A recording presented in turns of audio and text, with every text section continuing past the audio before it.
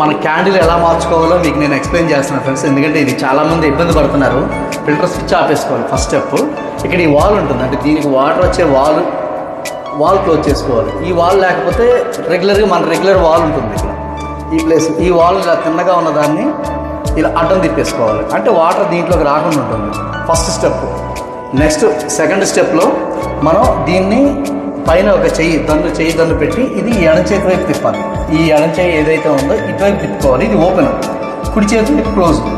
ఇది సాధారణంగా మాకు హ్యాండ్ టైట్ తిరుగుద్ది, తర్వాత రెంచ్ ఉంటుంది. దీనికి రెంచ్ ఈ పైదాకా ఎక్కించాలి ఫ్రెండ్స్. ఇక్కడ నాట్లు ఉన్నాయి కదా, ఈ నాట్లు పట్టుకునేలాగా పైదాకా ఎక్కించి లెఫ్ట్ తిప్పగానే ఇది ఓపెన్ అయిపోతుంది.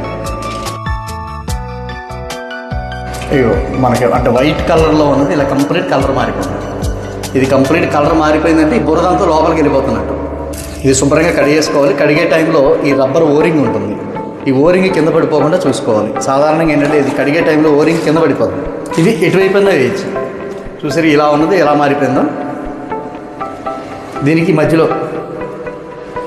మధ్యలో సెంటర్లో కూర్చొని ఈ ఓరింగ్ మాత్రం జాగ్రత్తగా చూసుకోవాలి. పెట్టేటప్పుడు ఒకటే టెక్నిక్, ఇలా అరచేతిలో పట్టుకొని ఇలా స్ట్రైట్గా పెట్టి కుడి చేతి వైపు తిప్పడం.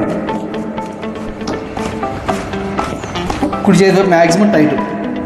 ఇంకా మనకి కొద్దిగా పట్టుకోవాలంటే లైట్గా టైట్ వేసుకొని పెట్టుకుంటే సరిపోతుంది. ఇది సెకండ్ స్టెప్. థర్డ్ స్టెప్ వచ్చి ఇక్కడ మనం ఇది ఖాళీ చేసాం కాబట్టి దీంట్లో ఎయిర్ ఉండిపోతుంది కాబట్టి దీన్ని ఫిట్టింగ్స్ ఇక్కడ ఇన్ను అవుట్ రాసి ఉంటుంది. ఈ అవుట్ పైప్ తీసుకోవాలి. ఈ పైప్ ఇలా లాగితే రాదు. ఈ బటన్ తీసే ముందు ఇది చిన్న లాక్ లాంటి ఉంది. ఈ లాక్ సీ లాక్ అంటారు, బ్లూ కలర్. ఇది లేకపోతే పర్వాలేదు, ఉంటే దీన్ని గోరుతో లాగితే వచ్చేస్తుంది. సీ లాక్ తీసి గోరుతో అలా లాగితే వచ్చేస్తుంది. అప్పుడు ఈ వాల్ ఆన్ చేయాలి, అంటే ఎయిర్ ఉంటుంది. ఇప్పుడు దీంట్లో ఎయిర్ తీసేసి మనం పెట్టుకోవాలి. ఎప్పుడైతే ఇది ఫిల్ అయ్యి వాటర్ వస్తుందో అప్పుడు వెంటనే వాల్ కట్టేసి ఇది డైరెక్ట్ పుషింగ్ అయ్యింది. వాల్ కట్టేసి పెట్టేటప్పుడు డైరెక్ట్గా ప్రెస్ చేసేయడం, ఇంకా ఎటువంటి బటన్ నొక్కగలం. ఇంకా వాల్ ఆన్ చేసుకోవడం, స్విచ్ ఆన్ చేయడం. తీసి ఒకసారి ఎఫ్ఆర్ పట్టేస్తుంది. ఈ ఎఫ్ఆర్ మనం బాణం మార్కున్న వైపు తీసి రివర్స్లో పెట్టాల్సి ఉంటుంది క్లీనింగ్ చేయాలంటే.